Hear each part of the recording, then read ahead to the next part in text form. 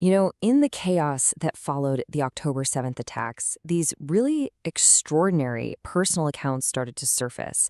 And they weren't about military strategy or politics. They were about something way more intimate: faith in the face of something truly unimaginable. So let's take a look at what that actually means. Wow. That right there, that's from Eli Sharabi, a former hostage who went through, well, things we can't even imagine. And his words, they really get to the core of what we're talking about today. It's this idea that faith isn't always about, feeling God in the room. Sometimes it's about feeling a power, a connection, a reason, a why you have to keep going. So, in this explainer, we're going to dive into some of these firsthand accounts. We'll hear from soldiers on the battlefield and from hostages held in captivity. And they're going to describe these moments they felt were, well, divine intervention. And we'll also look at how simple rituals gave them the strength to get through the absolute darkest of times. And it really brings up this huge question, doesn't it? When you're in a moment of just extreme trauma, what do you hold on to? I mean, when everything else is gone, what gives you strength? For the people we're about to hear from, that answer was found in their face. Yeah.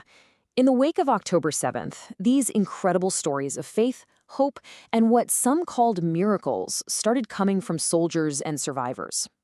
We're going to share these accounts just as they were told. And we'll start on the battlefield with these intense split-second moments where soldiers felt they saw something they just couldn't explain.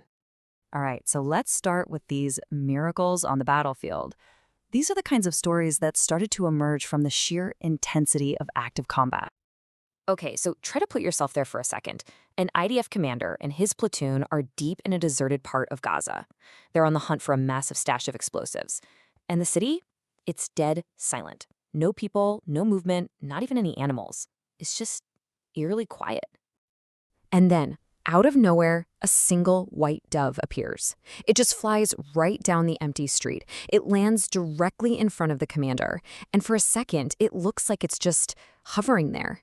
The commander, probably thinking he's seen things, goes to nudge it with his rifle, but his team pulls him back. He refocuses, and that's when he sees it. The dove isn't hovering. It's perched on a nearly invisible tripwire. A tripwire connected to enough explosives to take out the entire block.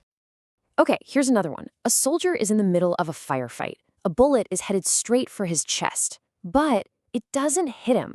Instead, it smacks right into a small book of Psalms, a Tehillim, that he kept in his pocket.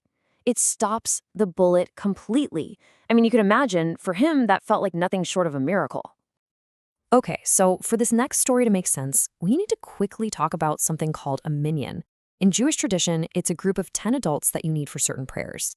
And the belief is that praying together as a group, well, it's considered especially powerful. So, with that in mind, listen to this. An IDF team, totally exhausted, finds a house to get some rest. They decide they want to pray first, but they count, and they're one person short of a minyan. Just 9 guys. Then, out of nowhere, this lone soldier shows up and joins them. He completes the group. So they pray. And it's only after they finish praying that they spot it, something they had totally missed before. A hidden enemy tunnel entrance, right there in the home. If they had just gone to sleep, they would have walked right into an ambush. So those stories are about these incredible, fleeting moments. But for the hostages, survival was a totally different beast. It wasn't about one single event. It was about enduring the crushing weight of time, day after day after day.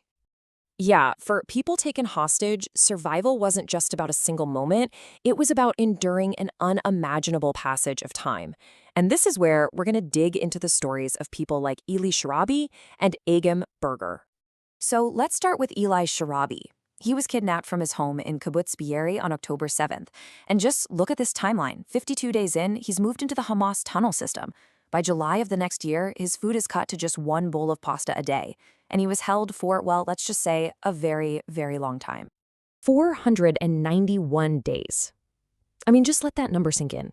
Over a year. The central battle for survival in that kind of situation isn't just physical. It's about holding on to your sense of self, your sense of time, your very humanity. So how did they cope? 50 meters underground? Well, they used their rituals. They recited morning blessings every single day, just to mark the passage of time. For Shabbat, they'd make the kiddush, the blessing, over a cup of water instead of wine. They'd save a tiny piece of pita, just a quarter of it, so they could say the blessing over bread. You see, this was so much more than just going through the motions. This was their lifeline. It gave them structure, a routine, a connection to who they were when they had absolutely nothing else. And for Eli, it was about more than just his own survival. As he put it, they didn't have the right to lose hope. He felt this profound duty to stay strong because he knew that people back in Israel, his loved ones, were fighting for them. His job was just to hold on. Then you have the story of Agamberger, a 20-year-old soldier who faced a profound crisis of faith. She keeps kosher, but sometimes the only protein her captors gave her was non-kosher. And so she was faced with this impossible choice: violate her deepest beliefs or starve. And to understand what happened next, you have to know about a core principle in Jewish law called pikuach nefesh. Basically, it says that preserving a human life overrides almost every other religious rule. The idea comes right from the Bible verse, "You shall live by them." The interpretation being, you should live by the commandments, not die because of them. And then, in just an unbelievable turn of events, the hostages were given a religious booklet that their captors had found.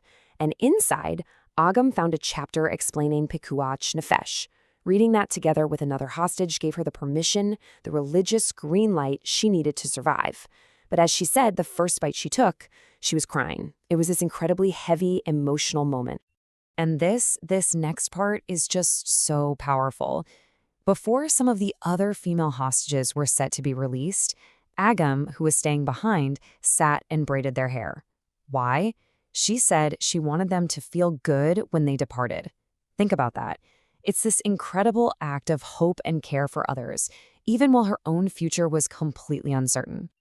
So when you take a step back and look at all of this, from these split-second miracles on the battlefield to the grinding, daily rituals in the tunnels, what's the big picture here?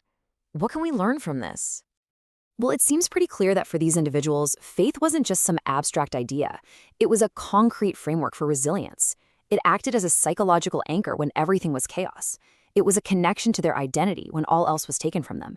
And of course, it was a profound source of hope. And I think we can let Eli Sharabi have the last word here. He said that in any darkness, you have to find those sparks of light. You have to believe you can get out, that life has so much light, and it's up to us to choose to focus on it. It's just such a powerful message on resilience that applies to all of us, really. And that really leaves us with a final question to think about, doesn't it? In the face of darkness, what provides the light for you? These stories show us what it was for them, but it makes you wonder, for all of us, in our own lives, what is it that we hold on to?